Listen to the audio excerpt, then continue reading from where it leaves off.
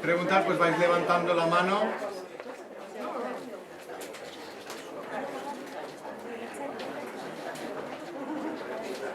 Cuando queráis, empezamos. Creo que ya está funcionando esto.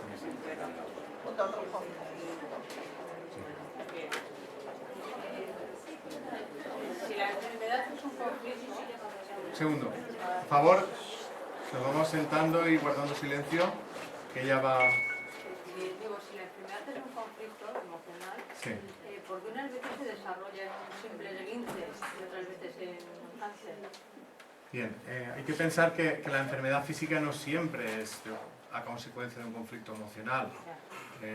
Un esguince suele ser una enfermedad pues causada por algo físico, ¿no? Doblarte el tobillo porque vas andando y pisas mal, ahí no habría un origen emocional. Las enfermedades de origen emocional son más o menos graves dependiendo de la intensidad del conflicto. Y el que se desarrolle un cáncer o sea otro tipo de enfermedad depende del tipo de conflicto. Por ejemplo, los conflictos de separación o pérdida de ser querido, que hemos hablado antes, el cáncer de mama, hay una primera fase donde lo que ocurre es que se destruye el tejido y en la segunda fase de recuperación se produce el crecimiento, pero es un crecimiento de regeneración. En otros casos el crecimiento se produce en la fase de conflicto activo, por ejemplo en el cáncer de pulmón. Es decir, dependiendo de la necesidad o de la carencia que se produzca a nivel físico, va a ser la respuesta del cuerpo. Hay veces que no es cáncer porque el conflicto asociado no implica en el cuerpo el cáncer. Por ejemplo, los conflictos de impotencia. Impotencia es cuando una persona no quiere hacer algo y se ve obligada a hacer algo, o al revés, se ve impedida de hacer algo que desea hacer y al final no lo puede hacer, suelen generar problemas de esclerosis, que es una parálisis muscular. Es decir, muchas veces la propia naturaleza del conflicto determina pues, cómo se manifiesta esa enfermedad en el cuerpo. ¿Por qué un bebé nace con una enfermedad o desarrolla una enfermedad, desarrolla en pocos meses una enfermedad que no es genética, sino un asma o un cáncer?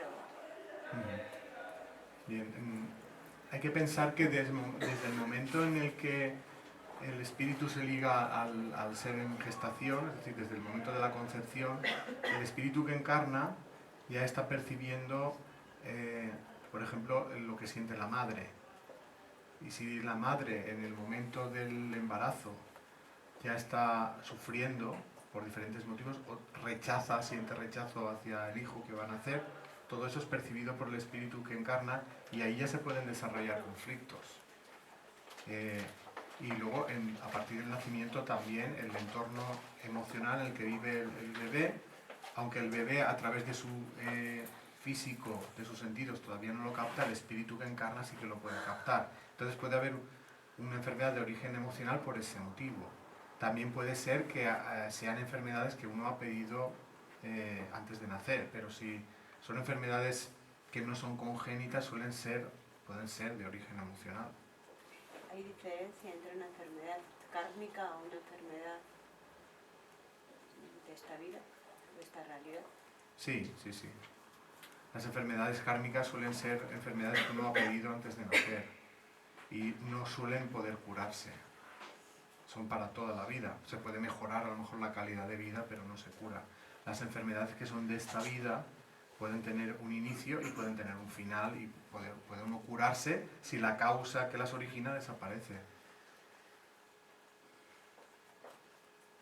Y por ejemplo, hay niños que vienen con miedos que pueden arrancar en la fase de gestación, que profundizando luego cuando son mayores, a través de hipnosis regresiva, consiguen llegar al momento en el que se iniciaron los miedos y gracias a tomar conciencia de eso empiezan a hacer cambios que les llevan a poder superar los miedos que tienen ya en la etapa adulta.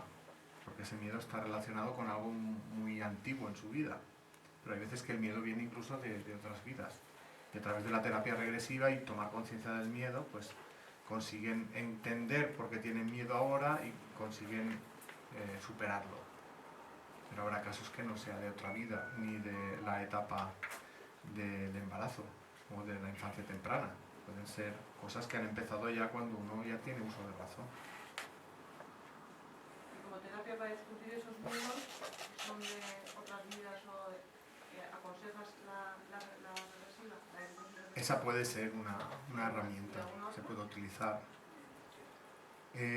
Yo pienso que independientemente de que recordemos o no eventos de otras vidas relacionados con nuestros miedos, si sabemos que los tenemos ya podemos trabajarlos. Ya, pero si son de inconsciente, tu consciente o tu ego no te deja ver el miedo o te engañas. Yo pienso que todos tenemos una conciencia y si somos lo suficientemente sinceros podemos llegar a tomar conciencia de muchas cosas. Y si hay cosas que nos cuesta, pedimos ayuda y a lo mejor pues a través de la hipnosis es una manera de profundizar. O sea, creo que se pueden hacer los dos trabajos a la vez sin que uno dependa del otro necesariamente. Si a una persona le cuesta y cree que a través de la hipnosis regresiva va a poder sacar a la luz todo aquello que está escondido en su alma, entonces vale la pena hacerlo. Hay muchos casos de enfermedades graves que se hayan curado, o se sabe de alguno, cáncer. Sí. ¿Y hay un porcentaje más o menos estipulado? O... Eso es complicado porque para hacer ese trabajo habría que poder tener el seguimiento de las personas que no se han tratado con la medicina convencional y han elegido otras vías. Y generalmente estas personas, como están fuera, digamos, del sistema, no hay nadie que recoja esa información. El doctor Hammer tiene la información de sus pacientes. Él dice que el 90% de sus pacientes se han curado, pero claro, es su palabra contra la de los demás. Entonces, un estudio que haya sido, digamos, publicado como artículo de investigación, como estos que os he mostrado sobre ese tema, es bastante complicado. Sí que hay casos de personas reportados en la literatura de personas que se han curado espontáneamente. Luego hay el caso de, no he hablado de ello porque me lo he saltado, un estudio con pacientes de cáncer de mama que estaban haciendo para, igual lo puedo, aunque lo he desenganchado, bueno, da igual. Era un estudio donde estaban intentando ver si las mamografías servían para detectar precozmente el cáncer de mama y así tratarlo precozmente. O sea, no tenía nada que ver con el tema de la curación espontánea. Pero en ese estudio descubrieron que hay un porcentaje, alrededor del 25%, de cánceres de mama que se curan espontáneamente. Eso es lo que descubren en el estudio, que hay porcentajes de enfermedades que sin ser tratadas se curan. Ahora el tema sería cómo se han curado esas personas. A lo mejor esas personas han resuelto el conflicto y la enfermedad la han detectado ya en la fase de solución, como es el cáncer de mama, que es fase de solución de conflicto. Entonces yo pienso que un estudio completo todavía no existe porque no se admite que las personas se puedan curar resolviendo conflictos emocionales, pero sí que hay casos, artículos donde hay especificado pues, personas que tenían una enfermedad grave y se han curado sin tratamiento. Casos de mujeres, y sobre todo cáncer de mama es lo que más hay. Mujeres que fueron diagnosticadas de cáncer de mama y tuvieron un percance que impidió que pudieran ser tratadas inmediatamente. Por ejemplo, el caso de una mujer que después de ser diagnosticada de cáncer de mama sufre un accidente de tráfico y a consecuencia de eso se rompe un montón de huesos, la tienen que operar para reconstruir el esqueleto, de manera que se tienen que esperar a que los huesos suelden para empezar a tratarla. Y en ese tiempo pasan 3 meses.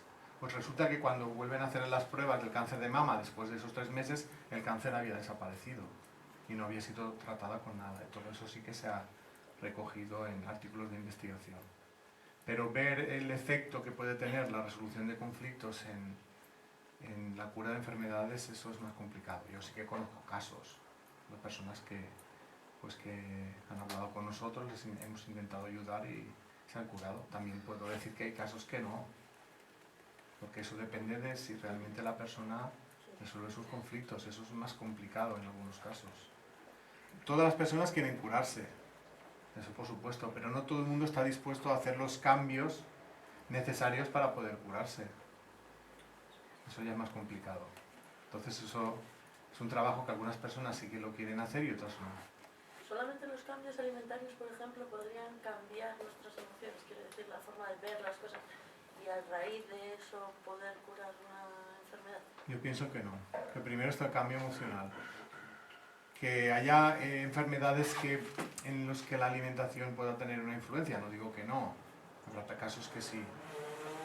Y que eso pueda servir para que No la solamente enfermedad... con la alimentación, me refiero a cambios de vida, o sea, alimentación, bueno, me venía a la cabeza precisamente un caso, bueno, hubo una conferencia de un señor que anda con, bueno, y me venía al caso porque es que además me enrollo, pero este señor anda con personas que tienen cáncer, están en fases ya, bueno, están en cuidados paliativos ya, y me venía al caso el caso de una señora que tenía un cáncer de mama, se le extendió, bueno, se le extendía al riñón, a los huesos, y estaba embarazada. Entonces le dijeron para tratarse con quimio, radios y demás, pero que claro, que ella no quería tratarse porque pues estaba embarazada y quería llevar a cabo el embarazo, y decía que prefería que el niño naciese y que si ella tenía que morir, morirse. Todo esto le llevó pues a ir a los cuidados paliativos porque ya decían que no, vamos, que no iba a poder salir entonces adelante ella. Y el investigador médico que está en ello, lo único que le decía era que, bueno, pues que cambiara sus hábitos de vida, pues como por ejemplo bañarse en sal, que no comiera carne pues una vez a la semana al menos, en fin, que hiciera unos cambios, y eso pues parece ser como que le hizo que los tumores se redujeron, incluso desaparecieron en muchos órganos. Sí, pero yo pienso que más que por el mero hecho en sí de hacer esos cambios, yo pienso que la decisión que tomó ella de salvar a su Que hijo eso y mismo tener fue. la lucha Sí. por que su hijo naciera y cuidarle, eso ya es un cambio emocional muy importante. Sí, sí, sí. Entonces No, yo creo que a estoy lo mejor contigo, eso, Pero, eso es el detonante de sí. la mejora Sí. a nivel físico. En esa mejor. Cuando se producen abortos, ¿qué Sí. lectura es la que hay ahí detrás? Bueno, de eso? los abortos pueden ser por diferentes motivos. Estamos hablando de abortos espontáneos. Puede ser un ensayo de la naturaleza antes de, digamos, que el embarazo vaya a término, porque a veces el organismo necesita prepararse para tener un bebé. De hecho, hay muchos abortos en los primeros meses que son espontáneos y obedece a que, digamos, que el cuerpo todavía, la madre todavía no está preparado para acabar el embarazo, llevarlo a término. Entonces sería, digamos, una causa física puramente. Luego, causas emocionales, pues puede haber diferentes. Por ejemplo, si una madre, por ejemplo, se ha quedado embarazada y no desea ser madre y psicológicamente hay un gran obstáculo, muchas veces eso genera que el embarazo se malogre. Porque digamos que hay como las energías no fluyen como toca, o el propio espíritu que encarna siente que va a ser rechazado y él mismo se retira. O sea, también puede ser que el espíritu que vaya a encarnar se eche atrás,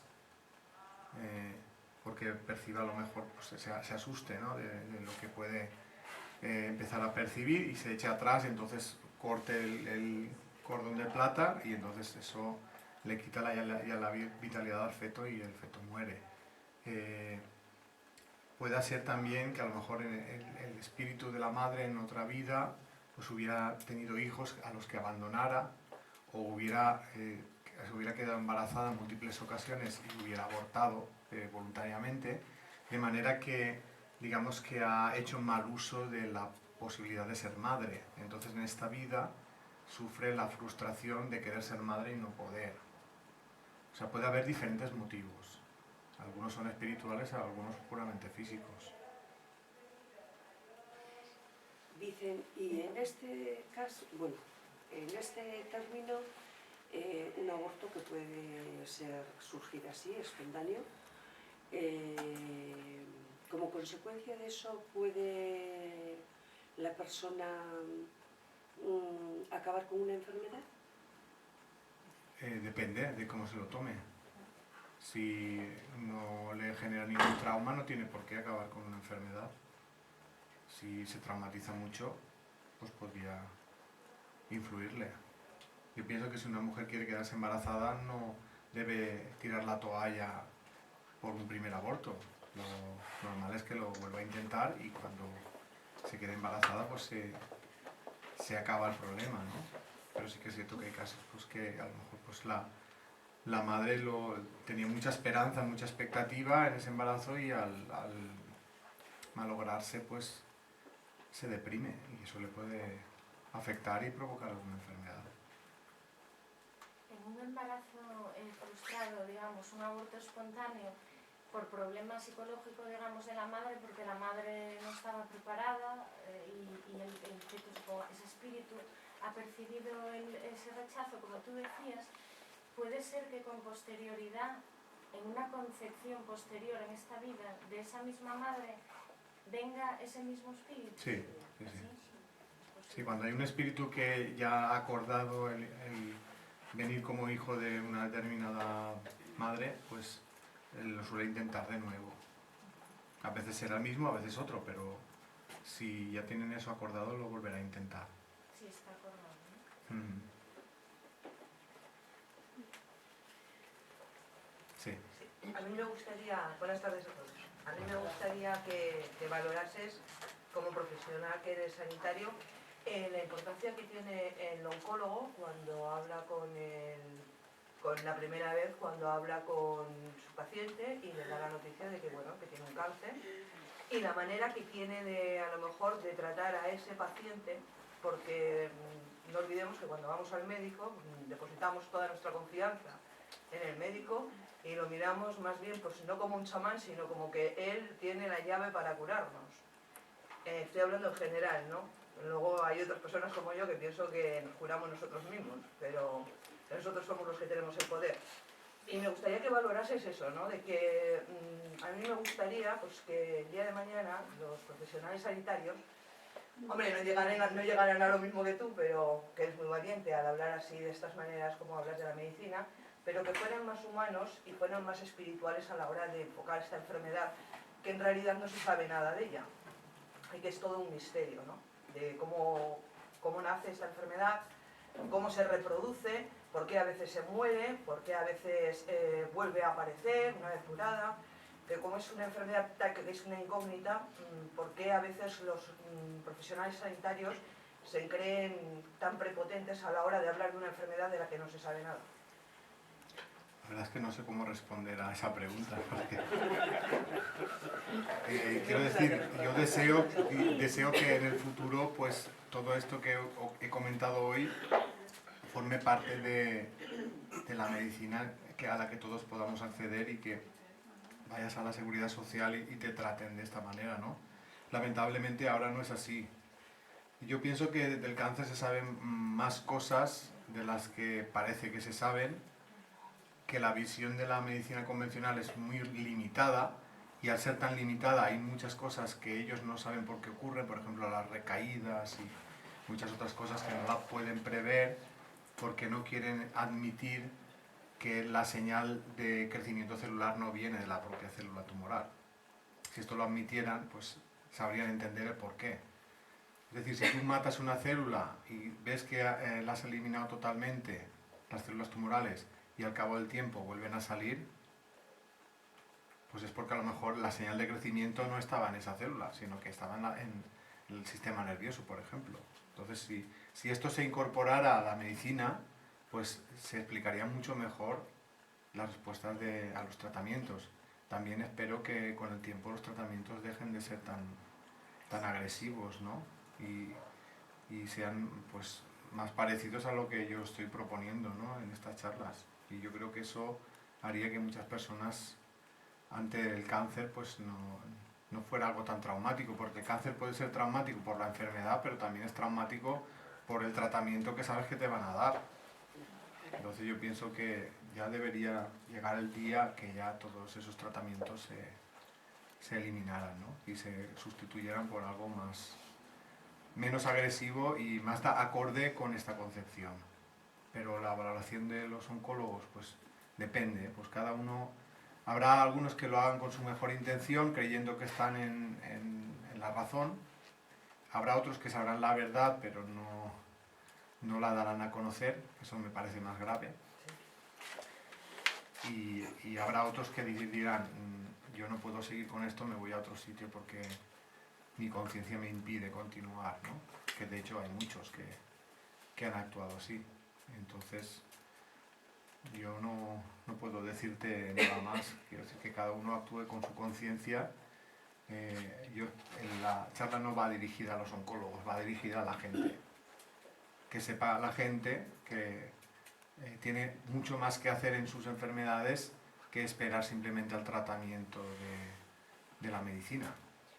Digamos que esa es la diferencia entre esta concepción y la concepción clásica. La concepción clásica es yo estoy enfermo, cúrame, dame un tratamiento que me cure. Esta concepción es yo estoy enfermo, tal vez he enfermado por algo que yo he hecho y tal vez cambiando eso me pueda curar. Entonces cambia bastante la perspectiva. El médico ya no es el protagonista de la curación, es alguien que debe ayudarte a que tú te cures, no es el que te cura. Y solo te puedo decir eso. ¿Hay algún estudio, alguna cosa, digo por curiosidad propia, que trate sobre más, por ejemplo, tema de inteligencia emocional o práctica en ese estilo y enfermedad? Quiero decir, que tenga relación, que a mayor inteligencia emocional, tanto expresada, tanto como conocimiento de uno mismo, con menor o mayor enfermedad. Eso es algo parecido a lo que habéis preguntado antes, ¿no? A lo mejor me he perdido. Porque yo creo que esos estudios, si los hay, lo desconozco, a lo mejor alguien lo ha hecho.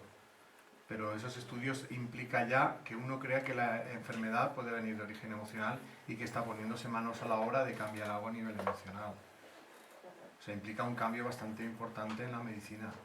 Si eso se da y al final eso lo aceptan y se quieren publicar este tipo de artículos, seguramente al final lo sabrá.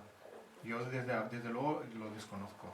Buscaré por ahí, a lo mejor en estos últimos años. A nivel medicina tipo tradicional será difícil, pero claro, como psicológicamente sí que ya hay muchas investigaciones a raíz de eso, por ejemplo, con puede los ser trastornos que lo haya. alimenticios. Puede ser que lo haya, pero yo lo que os he puesto es lo que yo he llegado a conocer.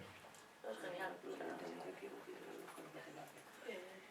Sí. ¿Puedes hablar un poco sobre la esclerosis múltiple? Sí, lo que comentaba antes un poco, cuando una persona vive un conflicto de impotencia equivale a decir no querer hacer algo y verse obligado a hacerlo, o privarse de hacer algo que desea hacer. En esos casos es un conflicto de impotencia, eso puede acabar desencadenando una esclerosis múltiple. Entonces, para mejorar e incluso curarse, hay que resolver el conflicto de impotencia. Es decir, si no te atreves a hacer algo que querías hacer, hacerlo. Y si te estás viendo obligado a hacer algo que no quieres, dejar de hacerlo. Dicen, ¿eso mismo podría ocurrir con la fibromialgia? La fibromialgia suele ser una enfermedad que está causada cuando una persona es muy rígida. Entonces, para mejorar la fibromialgia hay que dejar de ser tan rígido. La rigidez a nivel emocional. Muchas veces la persona es demasiado controladora, quiere que las cosas vayan de una determinada manera y no, digamos que se enfada cuando las cosas no salen como ella espera. Entonces, para mejorar la fibromialgia hay que ser más flexible con los demás, más flexible con uno mismo. Y si esos cambios se van haciendo, mejora la fibromialgia. Sí. Respecto a una persona cuyo ser querido está padeciendo una enfermedad larga y al final muere, en el caso mío fue de mi padre y la sensación al final es de una absoluta impotencia y que no sé si realmente he hecho todo lo que tenía que haber hecho o he podido hacer todo lo que podría haber hecho. Entonces la primera pregunta es ¿cómo una persona cuyo familiar está en esa situación, cuál es el mejor proceder? Y la segunda pregunta es respecto al espíritu, a lo que se ha pactado, a lo que decías antes, ¿cómo lo interpretas respecto a esa otra persona que es un familiar que está sufriendo la enfermedad de ese familiar? Bueno, yo pienso que cuando una persona está moribunda, le puedes ayudar hasta donde ella quiera, pero si ella no quiere, no puedes ayudarle. Quiero decir, lo que se podría hacer por un moribundo es, primero, decirle que se está muriendo. O sea, no negarle el que sepa que se está muriendo. Y luego es escucharle para que esa persona pueda exteriorizar con total libertad todo aquello que quiera contar en ese momento. Y según lo que esa persona te vaya contando, te podrás aconsejar más o menos. Si esa persona está empezando a ver cosas y te lo cuenta, pues tú le puedes decir, déjate llevar, no te preocupes, eso es algo bueno, están viniendo a por ti, verás cómo no vas a sufrir, te van a ayudar a que te incorpores en la vida, en el plano espiritual, tu vida va a continuar, no tengas miedo. Pero hay veces que la persona tiene miedo a morirse, entonces si tiene miedo a morirse y no quiere hablar del tema, no le puedes obligar. Lo único que puedes hacer es acompañarle, transmitirle tu cariño, tu amor, estar con ella e intentar pues que no sienta miedo, aunque eso más bien depende de ella. Entonces, por eso te digo que ya no depende de lo que tú quieras hacer por esa persona, sino de lo que la otra persona permita que le ayudes. Lo ideal sería permitir a esa persona que se pueda despedir de sus seres queridos, que exprese todo lo que siente y poder escucharla y aconsejarla y prepararla para ese tránsito hacia el otro lado. Pero a veces eso se podrá y a veces no. Y a veces el problema no es por el moribundo, es por la familia. Que muchos familiares no quieren que se hable con el moribundo de todo eso. Entonces, depende. Si es tu propio padre es más fácil porque tú eres la familia, entonces, pero a lo mejor pues otros hermanos no lo ven igual y de todas maneras si uno piensa que se ha quedado algo en el tintero que le hubiera gustado hacer y no pudo, eso tiene remedio, es decir, se puede hablar con el padre o con el desencarnado mentalmente. Mira, papá, pues mira, me faltó decirte esto, quiero que sepas esto, porque a ellos les llega lo que nosotros pensamos, les llega. Entonces, siempre está a tiempo de acabar lo que uno hubiera querido hacer. Cuando está en ese estado de, bueno, que ya se está yendo, cognitivamente también puedes dialogar con esa persona. Sí, aunque pensemos que no nos escuchan porque su cuerpo ya no responde, el espíritu sí que lo capta. Entonces se le puede hablar no al cuerpo sino al espíritu. Hay personas que están en coma y pensamos, pues como está en coma no se va a enterar. No, estamos equivocados. Podemos seguir hablándoles porque lo que no se percibe a través de los sentidos se percibe a través del espíritu. Cuando tienes un bebé con todo el cariño del mundo, o sea, sin ningún tipo de rechazo, sino al contrario, y de repente el bebé se pone malo y lo tienes que dejar en un hospital durante 8 días con una luz amarilla, ¿le puede dar un perjuicio al bebé esa sensación de abandono? Te estoy hablando de un bebé de días. Hay que mirar también un poco el tema de, primero si es necesario eso o no. Hay veces que si un niño está grave y necesita de esos cuidados, primero está la supervivencia física que el cariño. Digo, a nivel emocional, el bebé, si puede sentirse abandonado, la sensación que puede tener. Depende, si los padres siguen preocupados por él, aunque no estén encima de él, él puede percibir espiritualmente que los padres están con él. Ajá. O sea, que no hace falta que estén.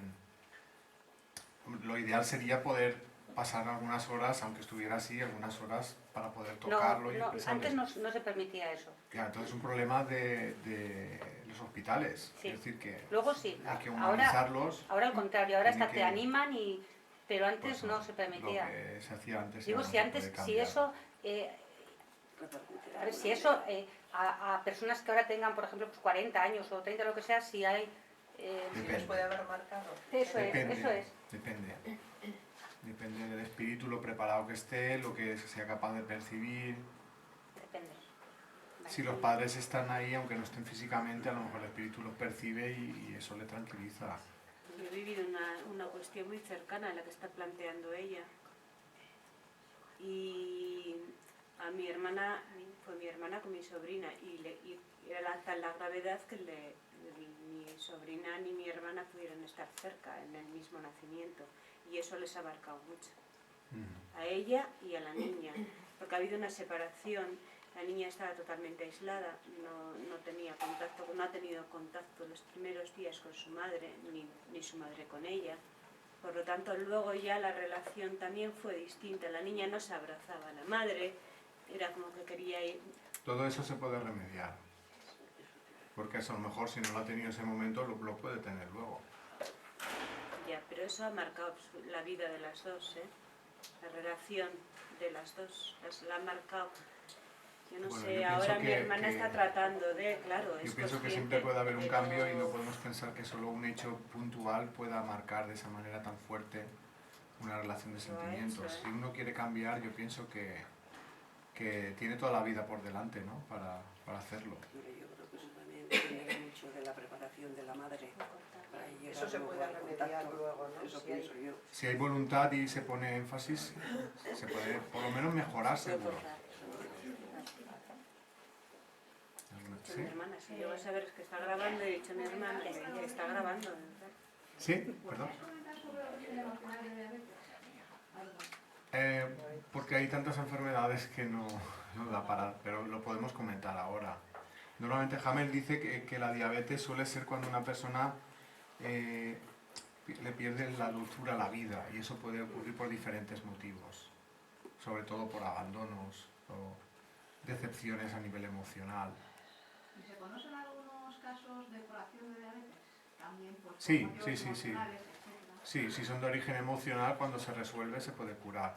Lo que pasa es que hay que pensar que si se interviene ya dando insulina, el cuerpo se acostumbra a que se lo des de fuera, entonces ya no la produce él. Entonces la deshabituación a la insulina de fuera tiene que ser poco a poco. Para que ya cuando tu cuerpo ya esté preparado para producir su insulina, pues ya le vas quitando poco a poco la de fuera. Entonces sí que se puede curar, pero no puede ser repentino el dejar de administrar la insulina. Tiene que ser un poco ir midiéndolo, tanteando a ver cómo va respondiendo el cuerpo y poco a poco ir quitando la insulina de fuera. A ti. De las enfermedades estas de tipo inmunológico, mi pregunta es, ¿qué emoción o qué conflicto hay tan fuerte ahí para que esa enfermedad se dé? Y además, tanto los profesionales como el mismo paciente que lo sufre, es como una batalla perdida, ¿no? O sea, o la terminan asumiendo, eso está ahí, vamos parcheando. O sea, ¿qué hay ahí tan fuerte? Pues depende de qué enfermedad sea. Muchas veces, en general, por ser del sistema inmunológico hay desvalorización, y si es autoinmune puede haber sentimiento de culpa o rabia. Por ejemplo, una enfermedad que se llama el síndrome de Guillain-Barré,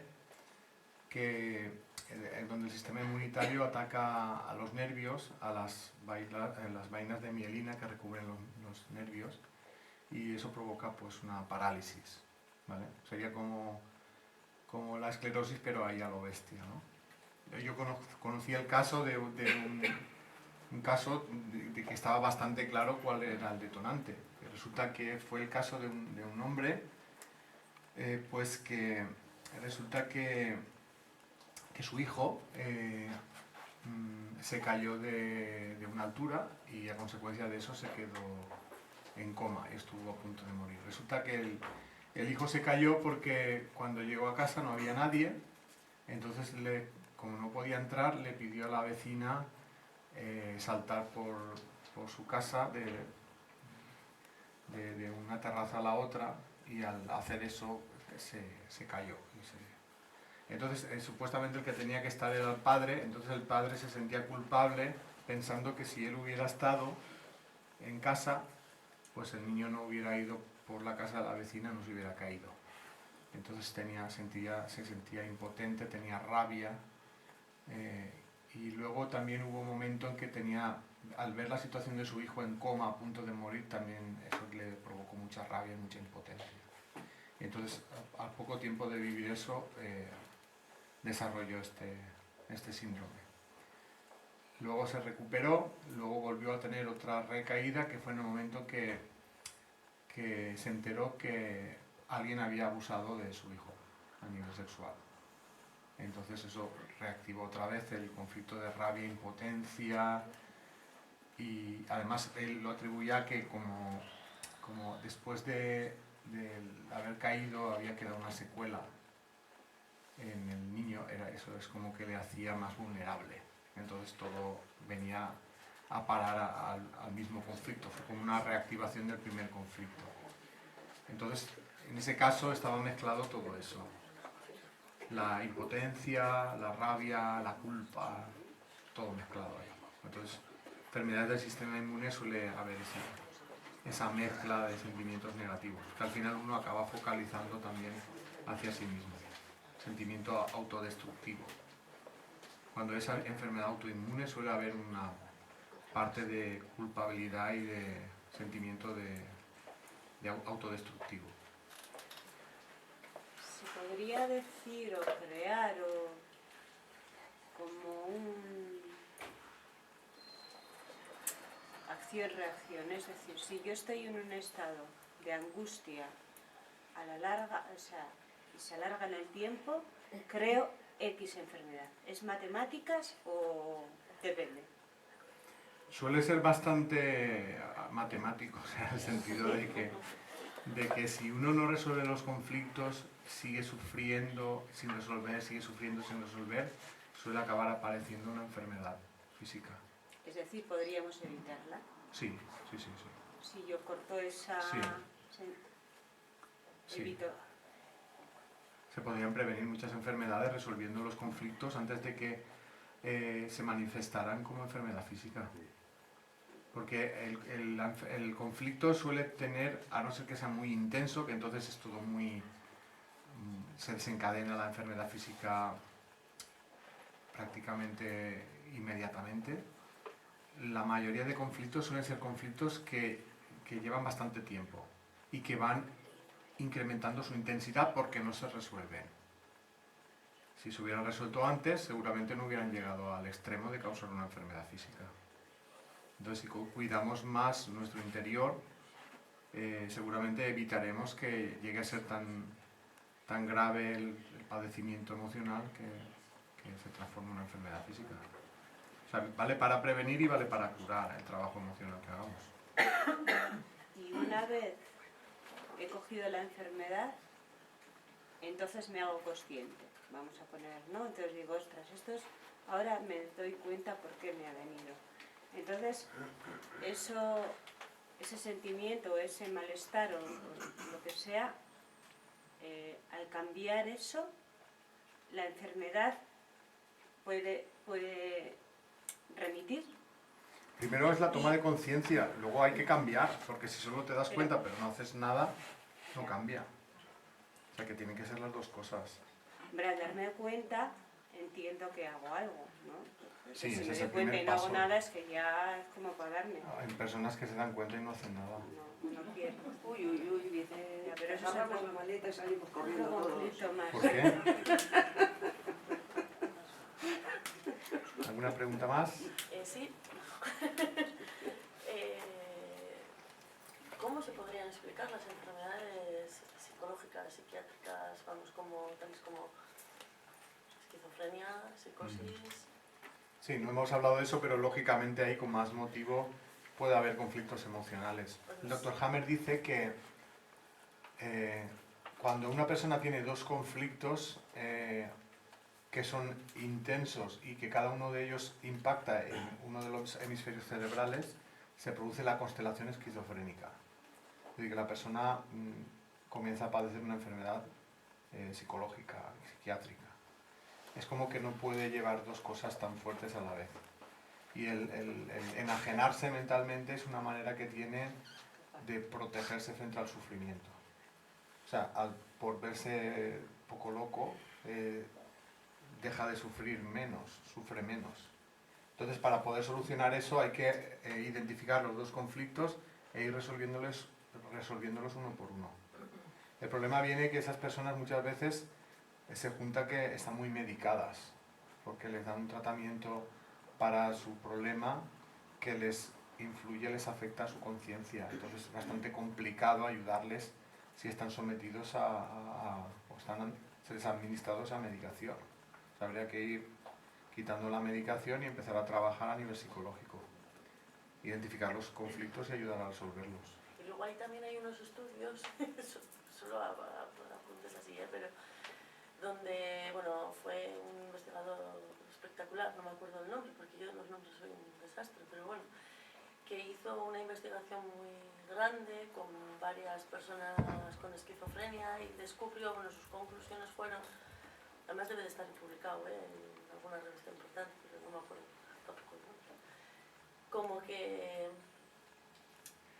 haciendo un estudio sobre sus antepasados, digámoslo así, o teniendo en cuenta los antepasados, como que se dieron cuenta de que parte de la, digamos, paranoia, entre comillas, porque no todos son paranoides, pero la paranoia o la idealización esa de esa esquizofrenia que tenían algunos pacientes eran reales, o sea que no era algo ficticio realmente. Entonces, claro, ¿eso sería algo congénito, por ejemplo?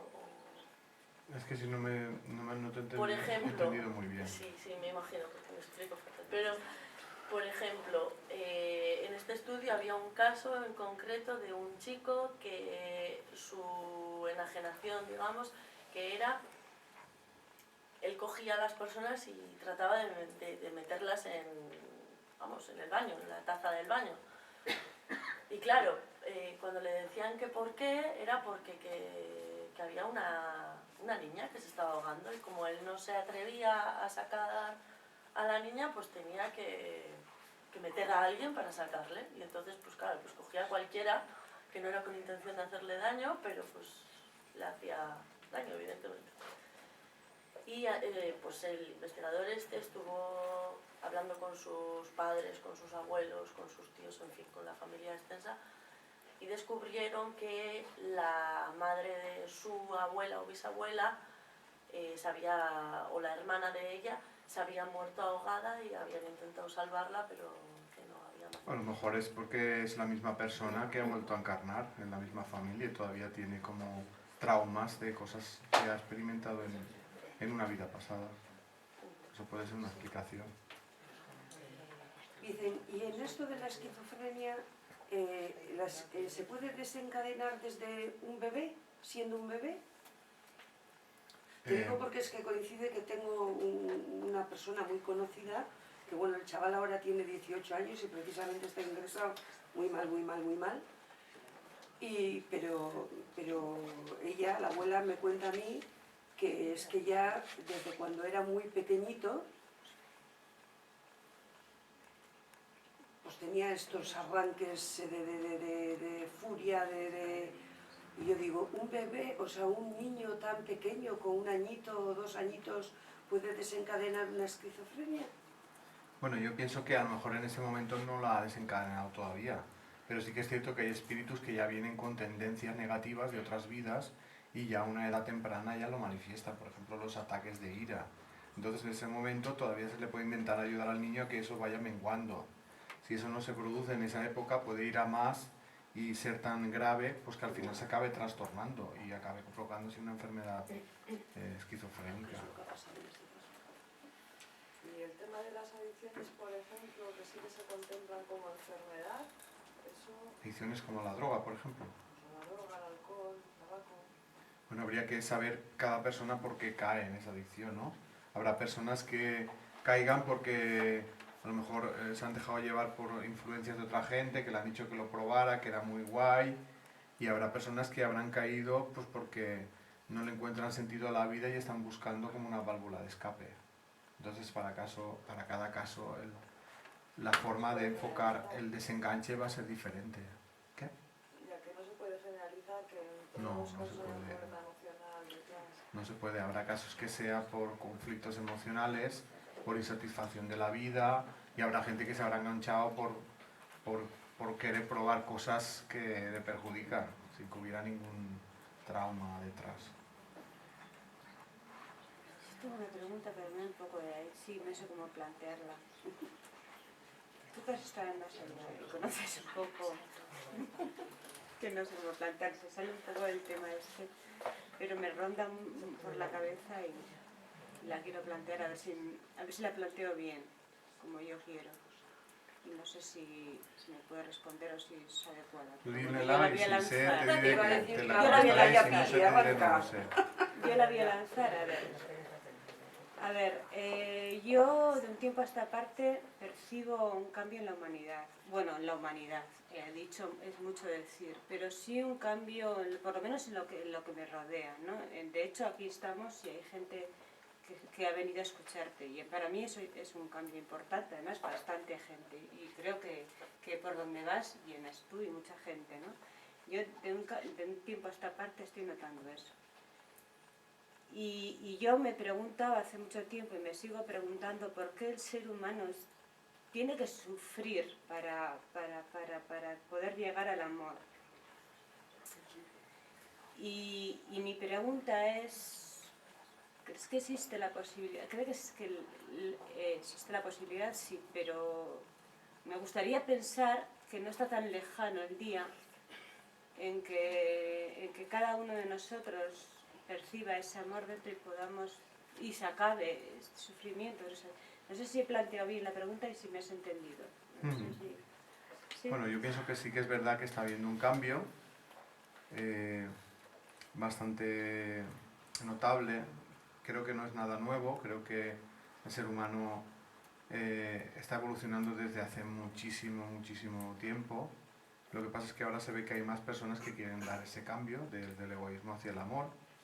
¿Cuánto tardará en que eso se pueda ver y que el mundo cambie y no sea de tanto sufrimiento? Pues hasta que el ser humano quiera. No hay un tiempo determinado. Porque el libre albedrío está ahí y no hay un límite para hacer un cambio. Entonces yo pienso que es una buena época y que es verdad que ahora la gente está perdiendo el miedo a manifestar esa parte espiritual y que nos podemos ayudar unos a otros, pero no sé cuánto tiempo tardará en notarse. Yo creo que ya se nota, pero con el tiempo se notará más. Pues yo estoy notando todo lo contrario. Veo que el ser humano se está volviendo más en sí mismo. No queremos ver los problemas de los demás, solo nuestros problemas.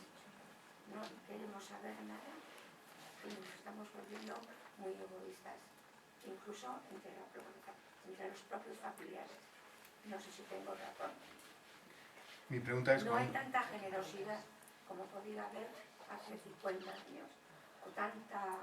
¿Hace 50 años había más generosidad que ahora? A ver, aquí ven, yo que pueda decir de mi escalera o de mi entorno, nos relacionábamos mucho más, había más comunicación y ahora no la hay. Ahora, en la casa, que trabajan los dos, que vienen cansados, que no tienen ganas de nada, no se comunican con los hijos. A nivel de la calle, vamos cada uno a lo nuestro. Si yo tengo este coche, a ver si puedo tener mejor que el vecino. O sea, veo más egoísmo y menos comunicación entre las personas. No te ayuda a la gente. Yo pienso que sí que es cierto que en esta época, al haber más libertad, pues cada uno ha sacado lo que llevaba dentro, sea positivo o negativo. Hacia peor. Yo pienso que no. Yo pienso que si miráramos cómo estaba la humanidad hace 300 años, por ejemplo, había esclavitud. O sea, la esclavitud era algo que las leyes lo permitían. Hoy en día ningún país permite la esclavitud formalmente, aunque luego haya formas de esclavitud encubiertas. Si tiramos más atrás, hubo una época en la que el ser humano practicaba el canibalismo, y ahora quien practica el canibalismo es visto por los demás como una persona pervertida y enajenada, ¿no?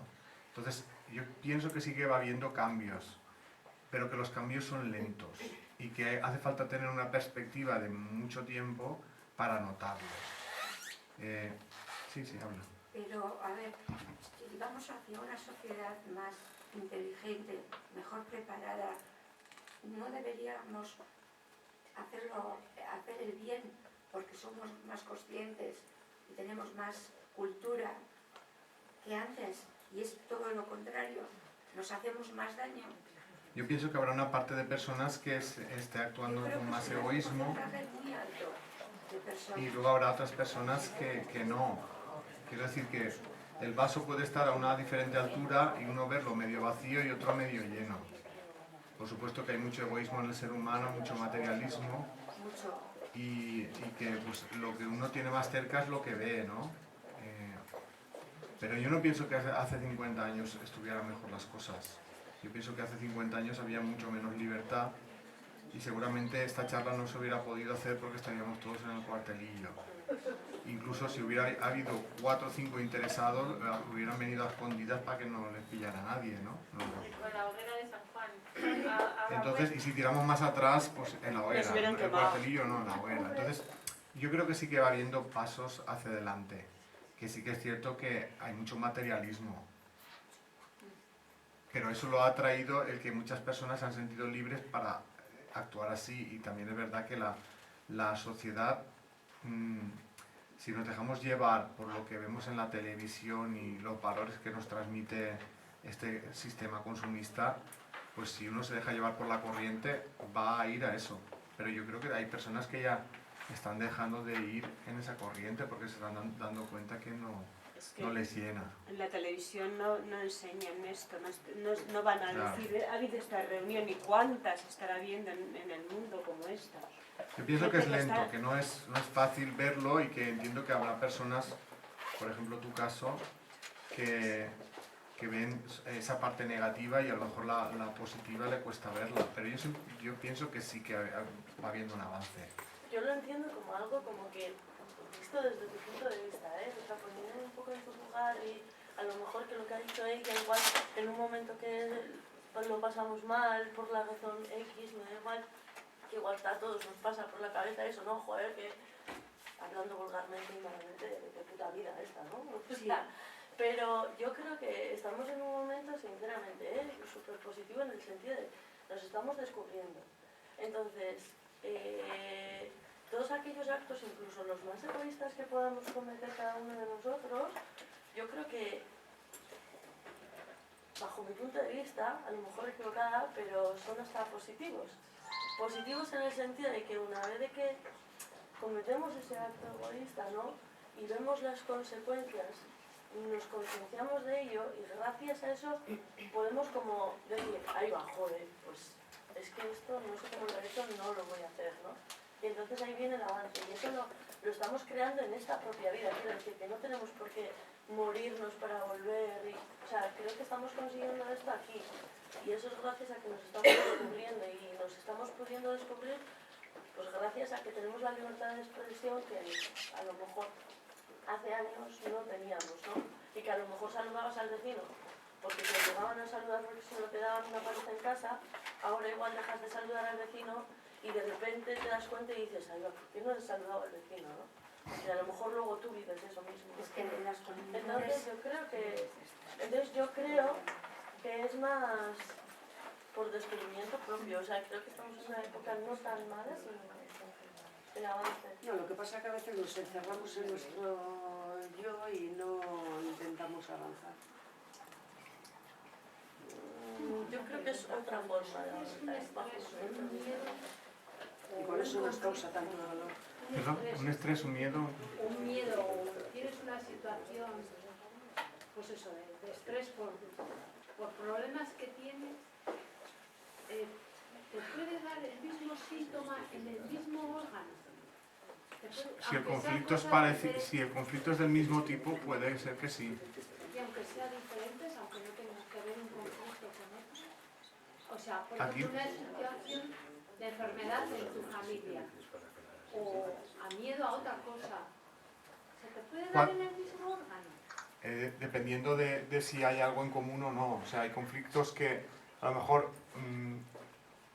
las circunstancias pueden ser diferentes, pero el conflicto interno es el mismo.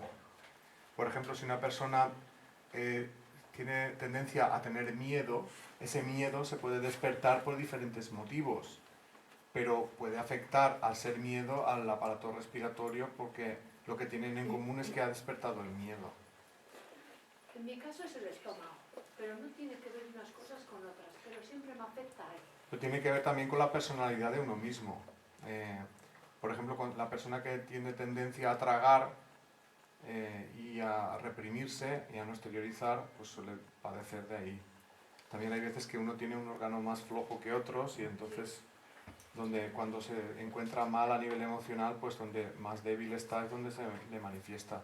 Pero siempre suele haber una mezcla entre el tipo de conflicto y la personalidad que uno tiene de cómo se toma esas cosas. Y entonces por eso digo yo que a veces conflictos diferentes para una personalidad determinada acaba despertando los mismos sentimientos negativos y por eso las manifestaciones a nivel físico son semejantes. No aceptas, no tragas. ¿No? Pues si queréis lo vamos a dejar aquí. Gracias a todos.